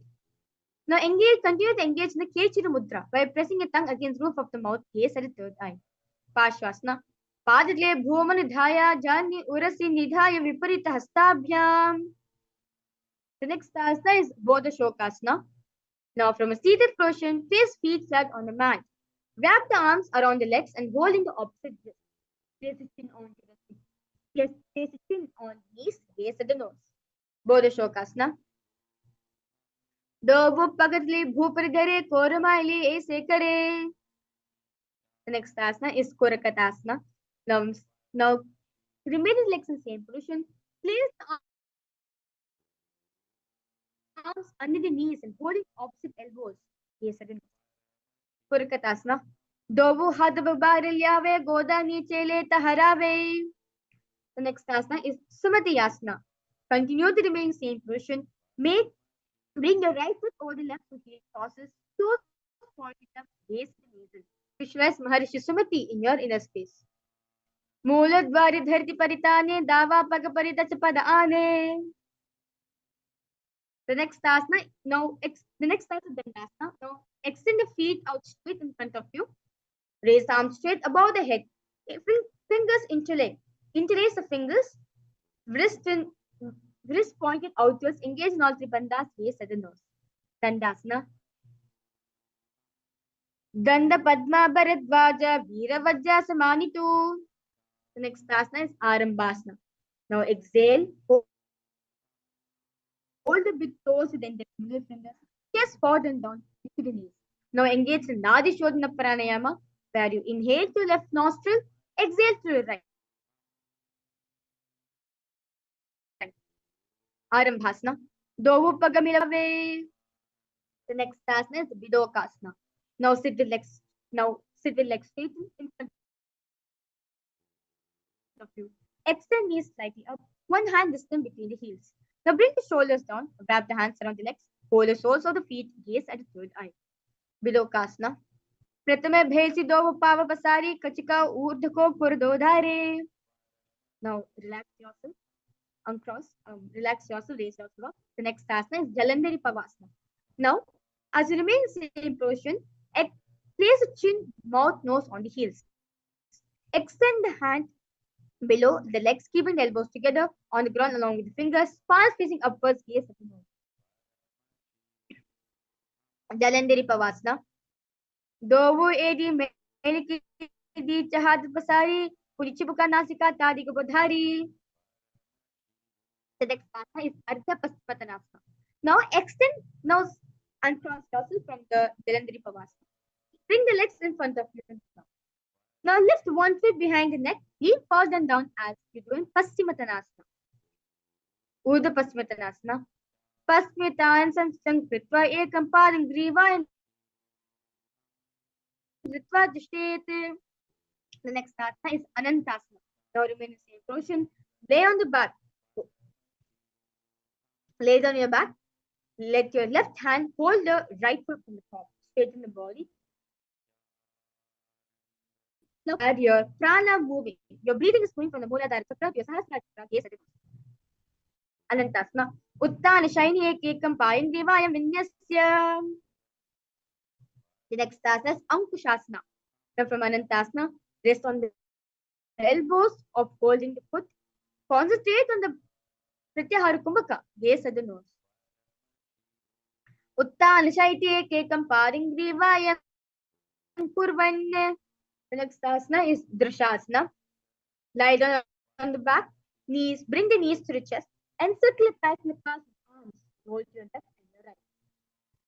Drishasana. Uttana Shenam Jani Hridayavastambas Janga Saiturini. Now raise yours up. We will be repeating Ardha Paschimottanasana on the other side. We will be repeating Urdhva Paschimottanasana on the other side. Urdhva Paschimottanasana. Paschimatan Sanstitam Krita Ekam Padam Grivan Ritva Tishtet. The next asana is Anantasana, repeated on this side. Continue to visualize the supreme point of Hinduism in your inner space, gaze at the nose. Anantasana. Uttana Shaini Ekam Payam Grivayam Vinyasya. The next asana is Ankushasana, on this side. Uttana Shaiti Ekam Payam Grivayam Kurvan. Now raise yourself, relax yourself. The next asana is Yoga Nidrasana. Lay on the back. Lift the legs one by one up behind the head. Hold the hands behind the back. Yoga Nidrasana. Padabhyam Veshte Khantam Hastabhyam Prishta Bandhanam. The next asana is Atmaramasana. Now, while legs, initially fingers behind the gaze close. Visualize Mahavishnu blessing you from within. आत्मारासना प्रथम सूरो सोवे पगोचने आगने आने दो पग बीच हाथ करी कहोनी की माहिरी संधि में पन अथवा. The next asana is Kochikasana. Relax yourself now. Bring the legs in front of you, knees to the chest. Soles facing up the sky. Next, extend the arms sideways in Shambhavi Mudra. Gaze at the third eye. Kochikasana. दो वो हाथ जैसा करे तीन सोबे से पा करे. The next asana is Jata Pravritti. This is asana.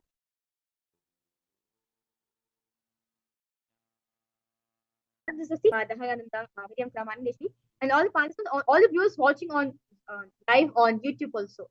Now I request all of you to lie on your back, knees to the chest. Now bring the arms to the sides at the shoulder level. Now bring one knee bent, twist and bring to the ground, holding the opposite side. Keep another leg extended straight. In Jata Pravritti 2, keep both the knees bent to one side. In Jata Pravritti 3, keep both legs straight to one side. Head looks in opposite direction. Jata Pravritti asana. Pare Vidyakuk Shibhagye Tidahi Parkitaham. Let's now repeat this beautiful sequential asana on the Jata Pravritti asana 1, 2, and 3. Pare Vidyakuk Shibhagye Tidahi Parkitaham. The next asana is Deepening. Now raise yourself up. Now lay on your back. Slowly bend the knees, place the feet flat on the ground. Now hold the ankles in the Shambhavi Mudra. Slowly lift the hips up, gaze at the nose. Deepening. Pratikriyayakam Ganga Pita Sarva Balapradam. The next asana is Paryankasana. Now remain in the same position. Place the hands. Bring the arms over the head. Place the hands flat on the mat. Bring the fingers pointing towards the feet. Slowly lift the entire body off from the ground. Visualize yourself as sturdy as stone furniture. Paryankasana. Uttana Shenam Pahasalabhyam Bhunastabhya Padasalabhyam. Relax on the ground. Now bring the knees to your chest. Hands on the rest of the shoulders in Shambhavi Mudra. Move the hips in circular motion in Svanasana. Visualize yourself as a dog safely rolling around its own back. Svanasana. Shavachairam Sanstapya Jani Sammelya Navo Animya.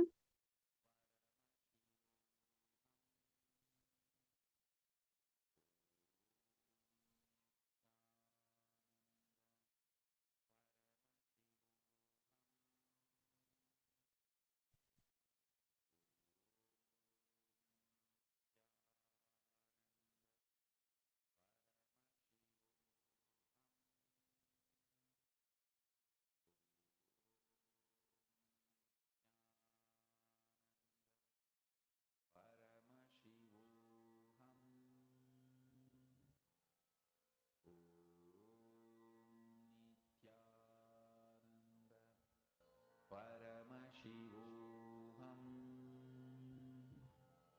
Om Nithyananda Paramashivoham. The next asana is Viparita Karini. Now slowly raise your legs up in the sky, lie supine, bring the hips and legs up straight. Now balance the body as legs straight. Move the legs around and around. Elbows and hands extend on the mat below. Viparita Karini. Bhutale Shashiro Datva Kenaye Charanadvayam. The next asana is Viparita Karini 2. Now continue to remain in the same position. Stop the movements of the legs and hold, balance. Karini Viparitaka Sarva Divyadinashini. The next asana is Langalasana. Now lay on the back. Lift the hips, take the feet over the head, toes on the floor. Hands stretched on the ground, palms clasped in the Parasha Mudra. Rest the neck and the shoulders. Langalasana. नरकासने स्थित्वा नासिका प्रदेशे भूमौ पादपृष्ठे संस्थाप्य. Next, Shayita Paschimottanasana. Now, bring toes pointed on the ground. Hold thighs to chest and hold the toes. Shayita Paschimottanasana. Tanam Shayita Purvita Shayita Paschimotanakam. The next asana is Supta Konasana. Now, remain same position. I request all persons just try. Continue to do. Now, spread the toes out wide. Continue to engage in the Jalandhara Bandha and hold the big toes. Prati Viktikukshibaki Tidahi Parkirtataha. Now, next that's the Chakasana. Relax yourself. Bring the toes on the ground and holding the ankles of your foot. Shavasana Sadao Padao Kurya Mastaka Parao. The next asana is Supta Prasita Palangushtasana. Lay on your back.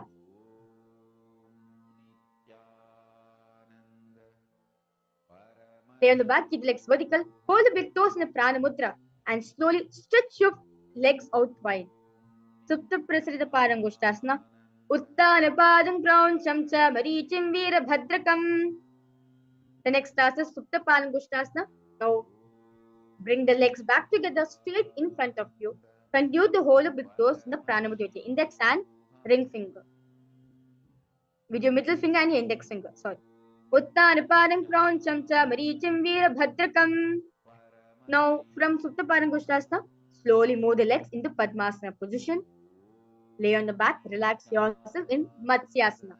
Now slowly bring the hands above the opposite on over the head, holding the opposite elbows in the Shamya Mudra, Kesatru. Matsyasana. Mukta Padmasana Kritva Uttana Shanancharet. The next asana is Parasharamasana. Now lay on the back in Padmasana. Remain the same person. Place back of the right hand on top of the left palm in Shamya Mudra, gaze at the nose. Prathamakare Padmasana Ache Sudo Sove Bhuparipache. Now slowly raise your legs in Padmasana position. Lift the hips and legs up. Balance. Use support of your hands. Place it at your hips. Elbows on the floor. Tucking the chin to your chest in Jandhara Bandha. Gaze at the nose. Sarvangasana.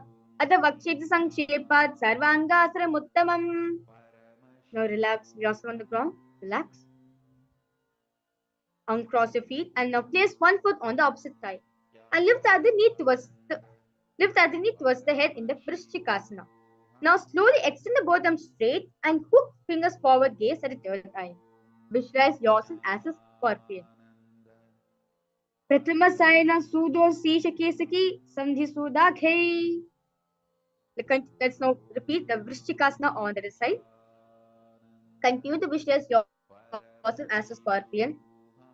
Prathama Sayana Sudo Sisha Kesaki Sandhi Sudakhe. The next asana, now relax yourself now. The next asana is Vrishchikasana. Lay on the back. Now insert fingers around the neck in the Parashimudra. Now slowly lift both the feet up from the ground. Extend one leg straight and other knee to the chest.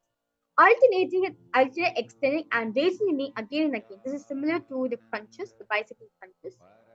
Visualize Swamiji in your inner space. Vrishchikasana. Uttanam Shayanam Kritva Analum Bihi Kandaram Badva Purpro Militvanitam Bhena. The next, now relax yourself now. The next asana is Marottanasana. Lay on the back. Lift the legs one by one, touching the ears with the knees. Marottanasana. Marottanasana sthit Kritva Janupar Yena Karnasam Spishet Marottanam Bhavati.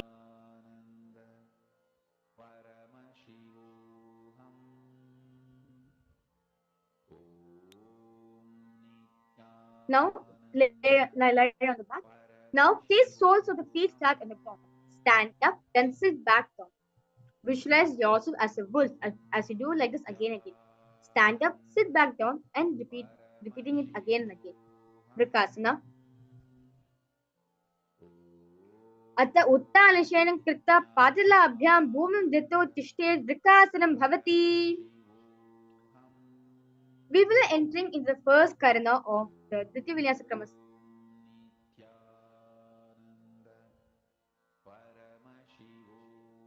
Sorry.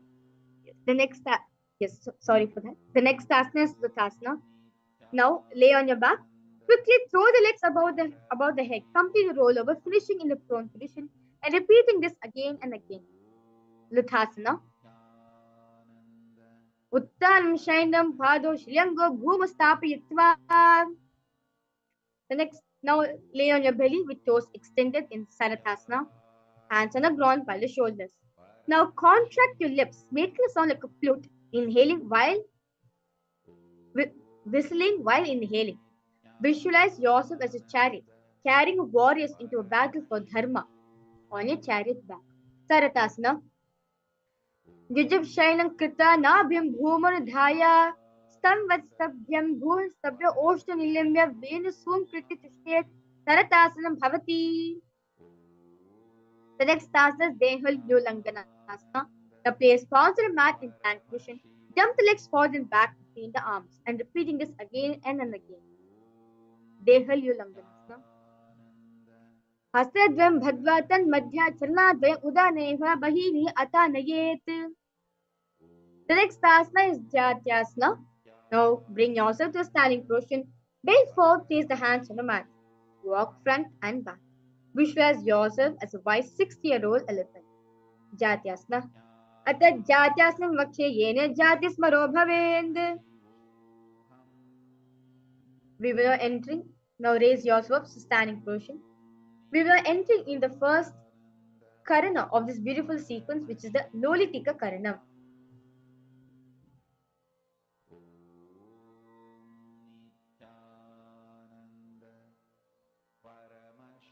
Now, stand with knees bent, feet pointing outwards.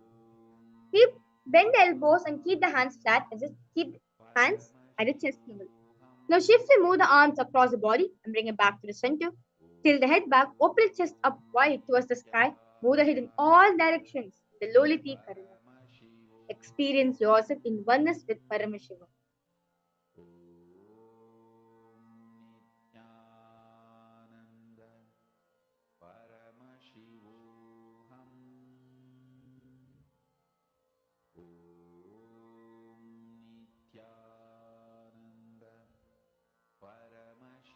The next asana is Sarpasana. Now stand straight on your mat. Arms at the sides and open the tight mudra. Now visualize the Kundalini Devi raising and curling upwards around your whole body. Sarpasana. Ata Sarpasana Vakshe Vayupanaya Kevalam. Next asana is Ushta Sadanasana. Now relax yourself while standing. Place all fingers on the mat and stand on the feet on the fist. Begin to go and walk like a camel. As visualize yourself as a camel. Mushti Kanishika Pradeshe Bhumanidhaya Upraparadesam Sapya. Next asana is Ashwasana. Continue to remain in the same position. Begin to move and walk like a horse. As visualize yourself as becoming a horse. Mushti Kanishika Pradeshe Bhumanidhaya Upraparadesam Sapya Ashwat Shariram Te Niyam Ashwasanam Bhavati. The next asana is Kapoti Nikatasana. Now stand straight with feet together. Increase the fingers behind the back in the Parish Mudra and pull it down towards the calf. And open up your chest wide open. Visualize yourself as a soaring bird rising. Kapoti Nikatasana. Padisle Bhuman Dhaya Pishtabhagyasto Janga Pariyantam Nitva.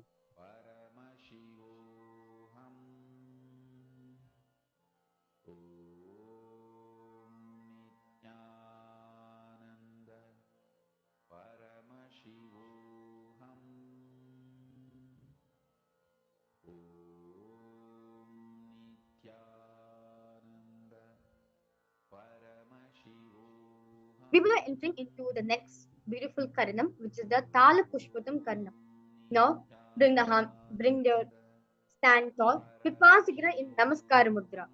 Gently bend the knee and keep the toes pointing outward. Stand in open hands. Raise one heel off from the ground. Slightly lowering knees, shoulders of the respective heel. Visualize you're holding offering a bouquet of flowers to Paramashiva.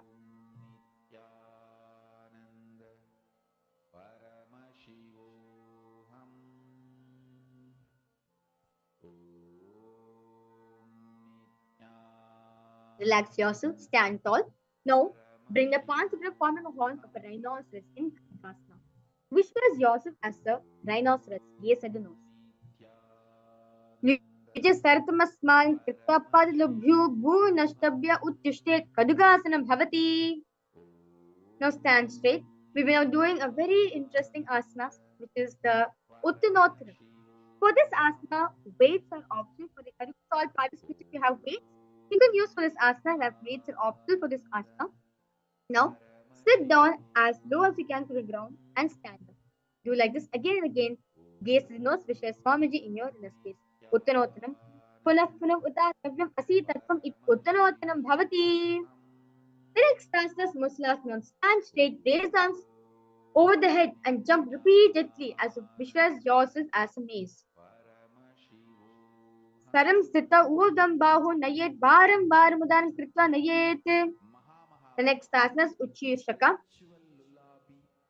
Now from standing position, pull the sole of one foot towards your belly. Sit without the leg. Sit down and stand up, alternating in both sides. Hastanam ditva dishtet Uchirshakam bhavati. Now stand tall. Relax yourself. You are entering to new karana, which is the Pashujana Parinam. Now, stand and bring one knee slightly bent with toes point to the side.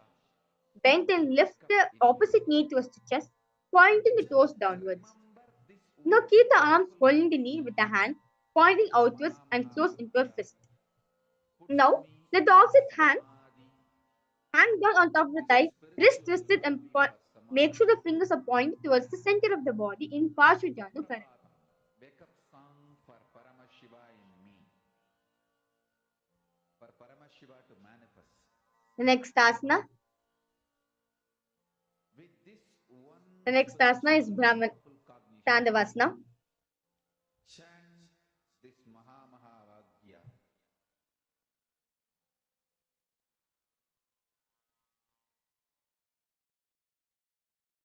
Now, on one leg, lower the entire body to the mat. Then stand straight, lifting the raised leg to the opposite thigh. Visualize yourself as fiercely dancing as Paramashiva. For this asana, weights are optional also. So, I request all participants, if you have weights, you can also use them for this asana. Tandavasana. Ekripadnista davyam Tandavasanam bhavati. The next asana is Brahmanasana. Now, you can place the weights on the ground. Now, place your left foot on the inner right thigh. Stand erect on the mat like a rod. Hands by the side.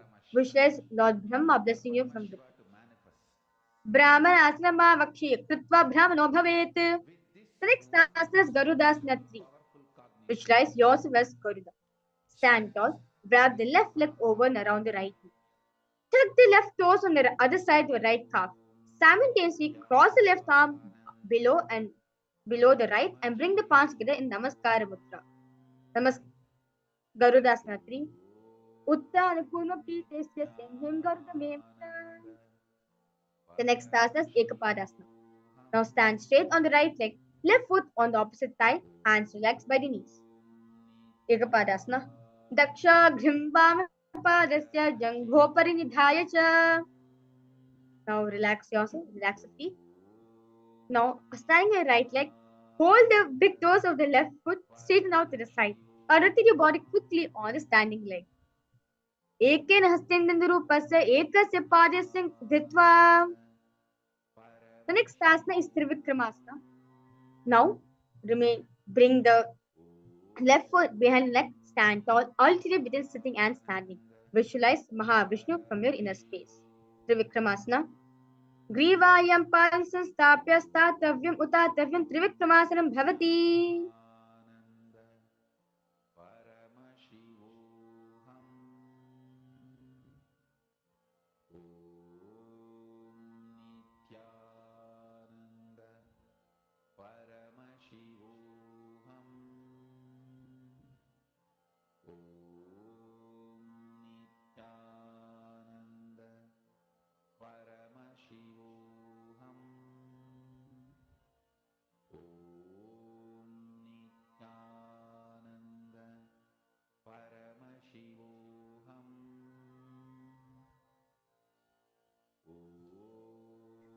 Let's now repeat this beautiful Pashujana Karanam on the side.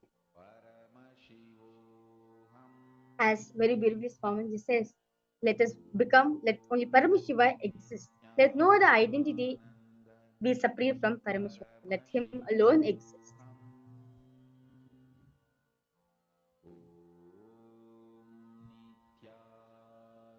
The next asana is, let's repeat Tandavasana. For this asana, request all participants, if you have waist, please use you can hold it in your hands and do the Tandavasana. Visualize yourself fiercely dancing as Paramashiva. Tandavasana. Ekripan Sadavyam Tandavasanam Bhavati. The next asana is Brahmanasanam. Visualize Lord Brahma blessing you within your inner space. Brahmanasanam avakshe kritva brahmano bhavet. The next asana is Garudasnati. Visualize yourself as becoming like Lord Garuda. Uttana kurmapitesya semhim garudameva cha. The next asana is Ekapadasana. Visualize the supreme point of Hinduism, Swamiji, in your inner space. Daksha Dhrimvamadasya Jangopanidhaya cha. The next asana is Dhruvasana. Visualize yourself as a Dhruvatar, not pole star. Eken Hastendandrupasa Ekasya Padasya Kram Ditva. The next asana is Trivikramasana. Visualize yourself as Mahavishnu in your inner space. Griva impulsion stapya statavyam utatavyam Trivikramasana bhavati. Now stand straight, relax yourself completely. Stand with feet close together, toes point slightly out. Bend, keep both the hands to the sides of your body. Inhale and exhale as deeply as possible and as slowly as possible into Samanaka Karna.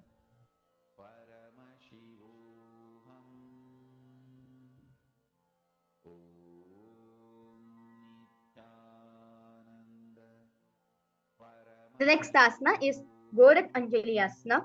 Now stand erect, then bend forward.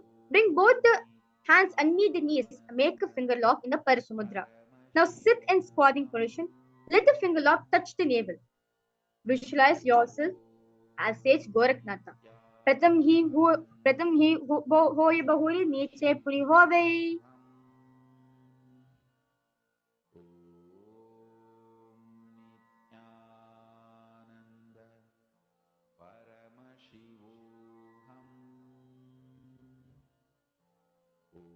The next asana is Kanchasana. Now,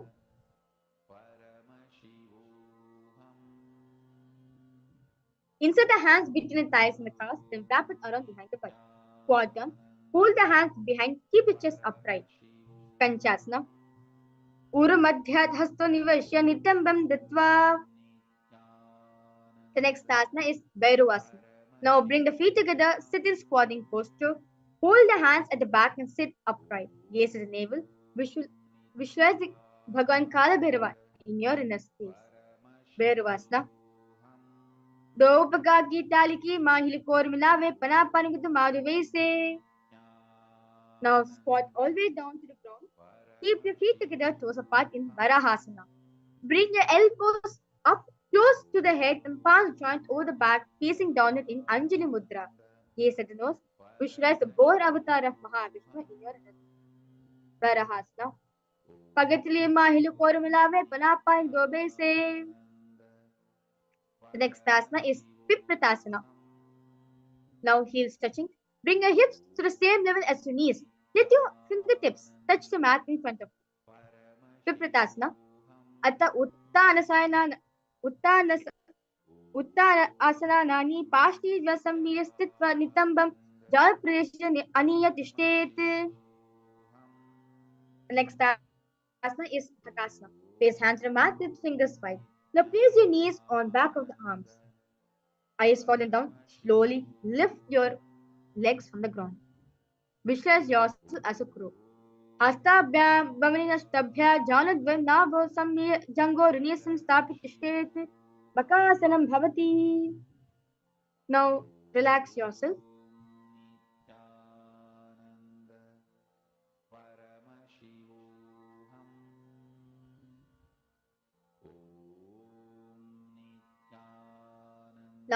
Kneel down, head on the ground. Spread the fingers, palms spread for support. Slowly raise the body straight and keep the legs into the Padmasana position, gaze at the nose. Krishna Palyasana. Asana Kaugana Kapala Achihoyi. Now relax yourself now. We keep it towards flat sitting, down between the feet. Let the heels come out of the hips in the Guptasana. Hands underneath, keep the spine straight, gaze at the nose. Guptasana. Jano Varante Pada Kritva Pado Cha Gopayete. Pado Parisam Stapya Gudam Guptasanam Viduhu. Next asana is Vrikshasana.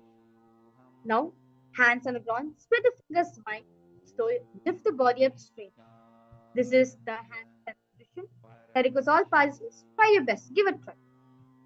Visualize yourself as a tree with deep roots into the ground, as by practicing this asana, it purifies your whole seven. Vrikshasana. Sapta Chakrakshalanaya Vrikshasana Visheshakan. Continue to remain in the same position, gaze at the third in Shibhavasana. Do Pagajodi Mahi Gulapa Mahi Ube Hoya. Relax yourself. From Bhakasana, jump the legs back onto the hands and the feet in a plank position. Spine by the chest, body pressed from the mat. In Matsyasana. Now, push the body up and down again and again as if doing a fish, as if you're doing a push-up. Visualize yourself as a fish. Matsyasana 2. Nijam Shayanam Purpura Pashabhagam Moda Kritya Aslabhyam. The next asana is Sarpasana. Now lie on your belly, lie down on your mat.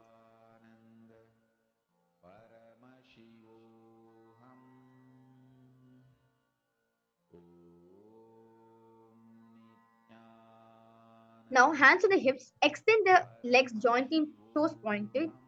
Lift the chest to your right and your left as if moving like a snake, and visualize your whole body is becoming like a snake and start to move like a snake. Nirjam Shainam Krita Hasto Nitamban Jasam Stapya Padiki Kritya. The next asana is Niralambanasana. Now lie prone on the belly. Hands in Padma Mudra, holding the chin, legs straight, toes pointed together. Niralambanasana.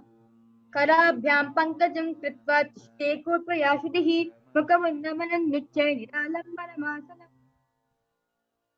The next asana is Tatrasana. Lay on the stomach, place the hands flat on the mat.